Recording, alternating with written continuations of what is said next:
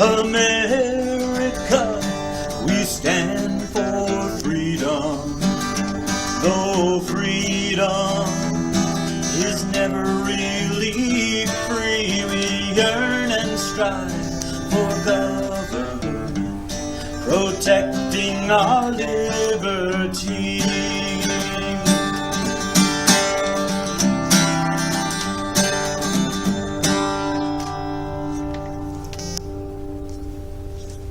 Hello and welcome to another episode of Your Right to Know, brought to you by the Fitchburg Republican City Committee. Tonight we're going to be doing an election recap, and for my guest I have former Mayor Dan Mylott here. How you doing, Dan? I'm doing very well. It's nice that you have me here tonight. And I don't know about you, but I'm still, it's the end of November and I'm still recovering from the election. And of course some of the results are still rolling in. Yes, they are. You know, a lot of the places, Florida for one, they are still, recounting votes. There's been a lot of disputes. There are people who just will not concede. Mostly Democrats will not concede that they lost the race. But let's talk about this. We've heard a lot prior to the election about the blue wave. Now, what do you think? Was it a blue wave? We did lose the House, but was it a blue wave or was it just a giant purple puddle? Well, I think that it wasn't a blue wave. I think it was the natural change that happens in the midterm elections. They're change. No matter what party it is, the party that is in power loses seats. And that's so historically. That's historically. We kept the Senate, and everybody expected we were going to lose the Senate, and that didn't transpire. So. I don't think it was a catastrophe at all. No, I don't think it was a catastrophe at all. But we did lose the House. But what do you think this means in the run-up to the 2020 election? Well, I don't think that the election this year has anything to do with what's going to happen in 2020. That 2020 is going to be an election like we have never seen before. It's going to be. Well, I think with the president running for re-election, which we know he's going to do. In fact, I already got the T-shirt. Is that right? I do. I haven't got that. With him running, the Democrats have no idea who their candidate is going to be, and probably is going to be in the same situation that we were a number of years ago when we had 18 people running for president. I think the same thing is going to happen. And I mean, they're rolling out some weird names. I mean, Elizabeth Warren. Really, she's going to. I mean, even though unfortunately she won her Senate seat back. She's not going to be around in Massachusetts. I mean, she's already saying that she's going to run. Cory Booker, and then they're rolling out Joe Biden. And Hillary Clinton's, contemplating. Well, she said she wasn't going to. She didn't want to run again, but she wants to be president. Yeah. Gee, what does that mean? Yeah. I mean, there will be a huge pool of people running on the Democratic side. No question about it. Which, let's face it, I don't know if there's anyone who could beat Trump. I mean, Hillary Clinton didn't beat him. Well, I think you can't be overconfident. I mean, he is such a controversial guy that I think he could be beat if there was the right person to run against him. I don't expect that to happen, and I still support him. But in the way that the politics is going today, I don't think you can tell. I don't think you can speculate on what's going to happen with Trump. Well, now there's actually a lawsuit going on because, back in the 2016 election, Hillary won the popular vote. Trump got the most electoral college. Got the electoral college. There's actually a bipartisan lawsuit trying to split the electoral college. In fact, Massachusetts is actually in this as well. Basically saying... Surprise, surprise.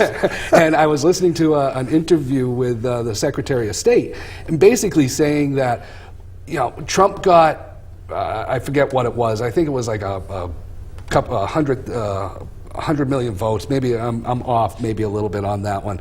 But all the Electoral College votes for Massachusetts went to Hillary Clinton. They kind of want to split that up. What's your talk on that? Well, I've, over the years, have gone back and forth on that particular issue. It's not the first time that it's come up. I think the way the Electoral College works is the right way to work. And it provides the smaller states with equality with the bigger states. And I think that's basically what the whole purpose of the college was to bring some equality to smaller states. I don't see anything wrong with it. I really don't. I don't either, but there has been a call, and normally every few years, there's almost every election, presidential election, there's a call for, oh my God, my vote didn't count. Well, that's because you live in Massachusetts and, you're outvoted by primarily a majority of Democrats, but Massachusetts has a pretty heavy population as compared to Idaho. That's right. Their vote should count just as much as yours, and that's what the Electoral College was designed to do. That's right. And personally, I don't think a lawsuit is going to be able to do anything. I mean, you would need a constitutional convention because it's written into the Constitution. That's right. The Electoral College. Right. I don't think the courts can change that. I don't think they have the authority to change it, and I think this lawsuit really is, going to basically go nowhere and fizzle out. But there is a lawsuit currently pending for it. Right. So let's talk about what happened here in Massachusetts. I know we had quite an energetic field. We had our governor, Charlie Baker. He was actually challenged in a primary. Charlie Baker did win re-election. And locally, our own Dean Tran, he won by, I wouldn't say a landslide, but I would say, pretty close to that. Yeah. But some of our other candidates, Elmer Eubanks, Rich Palmieri, I mean, overall in Massachusetts, the GOP just didn't do so well. Well, I think that there needs to be a shakeup in the party in Massachusetts, and Kirsten Hughes is not going to run again as the chairman. I think that's a good thing, and because I don't think she did a good job of marshaling the forces to put together a campaign that would appeal to a state that's basically liberal oriented, but there's always that center, and we have not looked to the center of the state. We have either gone completely to the right, too far, which will never work in Massachusetts, no matter how good the candidate is. You're right. I mean, that you can just look at that with the challenger for the primary with Governor Baker, Scott Lively. Right. I mean, he's probably to the as far to the right as you can get here in Massachusetts. I guess so. But he got a good he got 30% of the I think so. The vote. Is the GOP fractured in Massachusetts? Well, I think it is. I don't think that the Republican Party in Massachusetts is looking to the center of the voters. They're still looking to the right, and they've got to forget it, because we can't win an election that way. And if you look at candidates like Dean Tran, who happens to be a very good friend of mine, but if you look at his campaign, he appealed to everybody. He did. He didn't go after the Republican vote. He went after the people's vote, and he was very successful. And I think that when we run as Republicans, that's what we have to do. We have to realize that we have to appeal to the left as well as to the right. Now, I've heard rumors, mostly on social media, but I have heard rumors that Jeff Deal, the candidate who challenged Elizabeth Warren, running for the GOP chair. What are your thoughts on that? Well, I've heard that there were two other good candidates also. I think all of the three candidates I've heard from, one of them's from the Worcester area. I think they're all good candidates for that job. But that job has got to be to unify the party. And also reach out to all parts of the state and not be centrally located in Boston. Well, I think that was the problem with Kirsten Hughes, was that she was all beholden to what was going on in Boston. And, you know, I saw Kirsten twice. Yeah, I think I saw her in once. 6 years. Yeah. And, you know, we've got to have someone who's going to come in here and try to work with all of us. And we've got to bring everybody into the room. Well, that's one problem that I had with Kirsten, is that, you know, we have local city and town Republican committees that are looking for help from the party. And I mean, you're talking about a grassroots, and you don't get much more grassroots than being a Republican in Massachusetts. That's for sure. And so, you know, you need these local city and town committees in order to gin up the base, get members, start, you know, bringing people in, start getting excited about, you know, potential candidates that are running. And when we look to the state, to the Mass GOP, it's crickets. You don't hear anything from them, and God forbid that you should ask for, you know, a small donation, you know, for a local parade or you know, helping out in some way. You just don't see it. Well, I think that the failure of the party, and I think we've seen it a lot in central Massachusetts, which is probably one of the more conservative sections of the Commonwealth, is the Worcester, the whole Worcester North and South area. There was a lot of very far right people in this area in Worcester, and that's the Republican area, and it turns people off if that's all you're talking about. If that's all you're talking about is right-wing issues, we can't win in Massachusetts that way. We have to be aware that there are other points of views. We have to take them in to ourselves and take people with it. Yeah, we should, you know, they talk about the big tent. Well, we're not a big tent. We really aren't. Yeah. And I think that's the failure in Massachusetts. Well, you bring up a good point, is being stuck on Republican issues. I mean, I was a huge supporter of Jay McMahon, which you know, who ran for Attorney General. And he did get stuck on a Republican issue. And towards the end of the campaign, he was preaching to the choir. He reached as many people as he could with the firearms issue. He reached as many people as he could.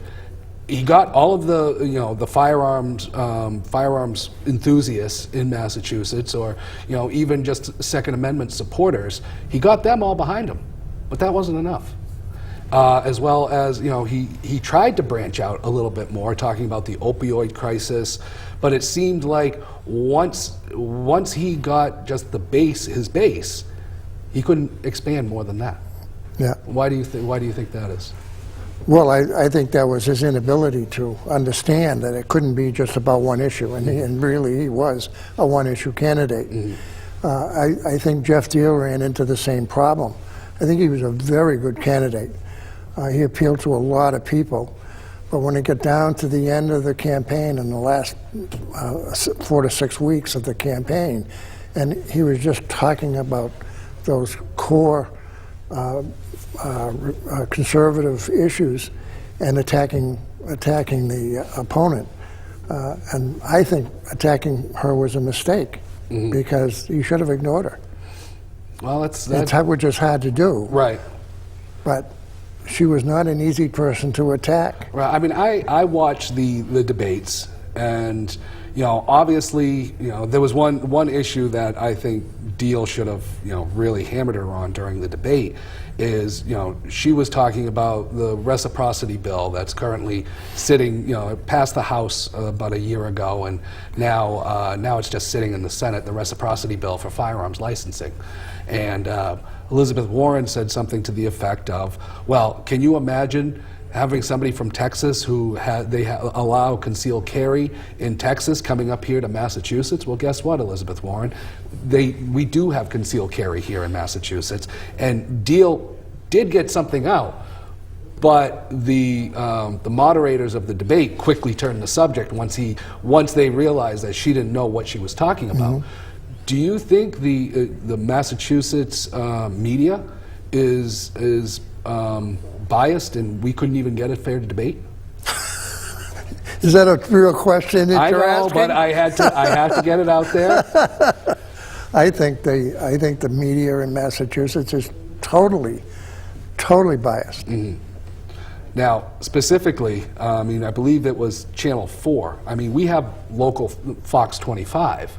You know, do you think we could get a fair shot with a local Fox network? Well, I mean, I watch Fox 20, is that it? 25? Fox 25? Yeah, Fox 25, yeah. I watch that on occasion, and I don't see that it's really any different than 4, 5, and 7.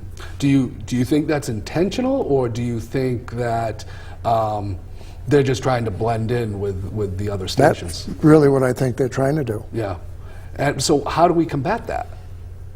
I have no idea. I have no idea how you do that. I mean, that's such a separate part of right. The whole political thing. They're like their own party. Yeah, I mean, we have a newspaper. It's a Boston Broadside. Have you ever seen that? I haven't seen that. It's more of a Republican-leaning conservative newspaper, but you don't see it around. I think it comes out maybe quarterly.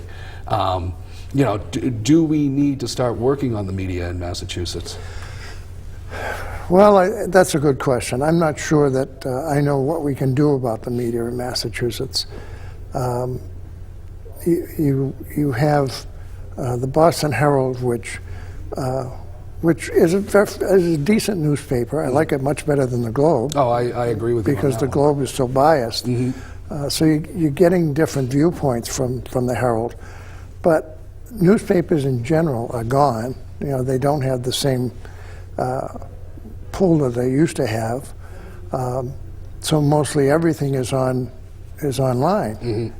And more people that's where they're getting their news. Right, and that's where Trump's fake news comes from, because there's just so much misinformation out there on the internet, and you don't know what's real and what's not. No, anymore. you don't. And it's not the media's fault, because everybody is doing it. Yeah. I mean, our friends are doing it.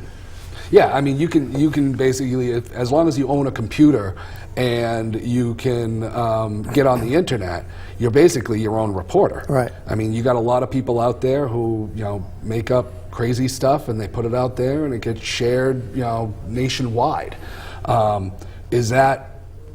Could we utilize that, though? Could we utilize these home base people to actually combat the media for their bias? I would think you're right. I would think we could do that. I just don't think that we're progressed enough. I mean, you got to realize that the use of the internet is really only 10, 12 years old for the amount of people that are using it. Right. So it really hasn't developed itself. It's really going through that building process. Now, you also have companies and websites, Facebook, Twitter, who are editing their content and driving it more towards a liberal biased. And actually, I mean, Twitter, I mean, I don't really, I'm not on Twitter. Well, I am, but I don't use it. But they actually have blocked a bunch of conservative. I mean, one person who comes to mind, who I think he's a whack job, but it's the Info News, his name escapes me right now, but the Info News person, he does a lot, and he was actually cut out from Twitter. They cut him out from YouTube. I haven't seen him on Facebook at all. Do you think that these companies are cutting conservative thought out of their online media? except for particular issue, particular people. I don't think they're doing a lot of cutting. Okay. I'm not on all of those. Okay. But you do have a Facebook account. I don't have a Facebook account. Oh wow. Okay. Well. So what's next for the GOP? What do we do next? Well, I think we have to talk to the people who are our so-called leaders, and we have to broaden the approach that we have. We have to take the liberality of the governor, who is much too liberal for where we live, and fit that in to the rest of what we're doing. The good part about the governor is that he is able to talk to everybody. Well, the rest of our politicians have to be able to talk to everybody. And for a Republican, for instance, to be successful in Fitchburg, when I was running, I was the only Republican that was running. So I had to get along with the Democrats. Okay, I got along with them. I didn't have to sell my soul for it, but I got along. And you realize that when you're trying to run your government, 90% of what you do has nothing to do with politics. It has to do with the people. It's the other 10% that gets us in trouble. So if we learn how to talk to the opposition, if we learn how to work out problems with them and make the compromises that are necessary, then we will start to be more successful. Well, that leads to another topic. I mean, prior to the election, you had a lot of angry rhetoric coming from the Democratic Party. You had people saying, when they go high, we kick them. You had Hillary Clinton who said, we can't start to become civil until we get the House or the Senate. Can we actually work together with the other side, or are they just they're just so their hatred against Trump and Republicans, is that blinding to them? Well, I think like everything, there are levels of support for people out there. The radical political people on either side, doesn't make any difference which side it is. You're not going to touch those people. It's the people in the middle. The majority of the people are in the middle, and you have to show them that you can work with the other side. And if you can do that, you will be successful. It just seems that, at least with some of the candidates that have been elected on the Democratic side, they don't seem to want to work with the Republicans. I've been watching this very closely, and it seems like there's going to be more investigations once the House finally gets seated in January. More investigations against Trump. People are talking about impeachment. I mean, is that what we're going to see over the next the rest of Trump's candidacy? Is the Democrats just trying to impeach him for no reason whatsoever? Oh, I don't think that's going to change. All of a sudden we've just jumped back into the national thing. I don't think we're going to change that. I think the Democrats have made it very clear what they're going to do. And I think that there is enough vitriol out there that it's not going to change nationally for the next 2 years. I think we're going to be stuck with all of this stuff. But are we wasting time? Talking about, we had the migrants on the border right now who have, from what I understand, they finally reached the border, and tear gas was actually used against them. And there was a big uproar from the Democratic Party saying, "Oh my God, they're tear gassing, migrants, trying to come to America for a better life." Well, they've been tear gassing people who have been trying to invade our borders since Bill Clinton. Oh yeah, and absolutely. Nobody took a problem. Nobody had a problem with that until Trump's in office, and now you actually see it on the news. I mean, is this something that we're just going to see for the entire Trump presidency. You know, when he does win in 2020, are we going to see 4 more years of that? Well, I don't see it changing anytime soon. I think that's what we have to live with. I don't like it. I think it's wrong. But I also believe that you and I can't do anything about that. Right. We can only do what we can in our own area, in making the political atmosphere fair, something that people are not ashamed of. And I think you'd probably agree with me that people are ashamed of politics right now. Oh, yeah. They're ashamed of even acknowledging that they do anything with politics. Yeah, I know. I'm in agreement. I mean, I've run into a lot of people who, you know, I asked who they voted for, and they said, I didn't vote. I didn't care. You know, there's still too many people out there that really don't care, and they should, because if you don't vote, you really can't complain. Well, that's very true. But I think to get back to something I started with, when we talk about Dean Tran, Dean Tran was a very good candidate. He was able to appeal to a very broad spectrum of people because that's the kind of guy he is. And I think that we have to understand that there's a guy that appealed to enough people that he got the 3 mayors of the 3 big cities to work for him. One's an independent, one's a Republican, one's a Democrat. And that shows a lot. That is what we need to work for. We need to look for candidates that are willing to do that. They're willing to sit down and talk to everybody and listen to what they have to say. And just as, you know, to further that point, my mother couldn't vote for him, but my mother is a diehard Democrat and hates Trump. But she told me that Dean Tran, he's a nice man, and if I could vote for him, I would. And that says a lot coming from my mother, who was a diehard Democrat. Yeah. But Dan, I have to say, unfortunately, we've had a great half hour together. I enjoyed our talk, but our half hour is coming to a close. Okay. So we thank you for watching Your Right to Know and sitting in with the FRCC. As we leave you, we want you to remember that your local city, town Republican committee is the only grassroots organization that supports and holds dear your liberty, your constitutional rights, and conservative values. We encourage you to join us. Why? Because for us, GOP stands for growth, opportunity, and prosperity, and because we always stand for freedom. Thank you, and have a good night. America, we stand for freedom.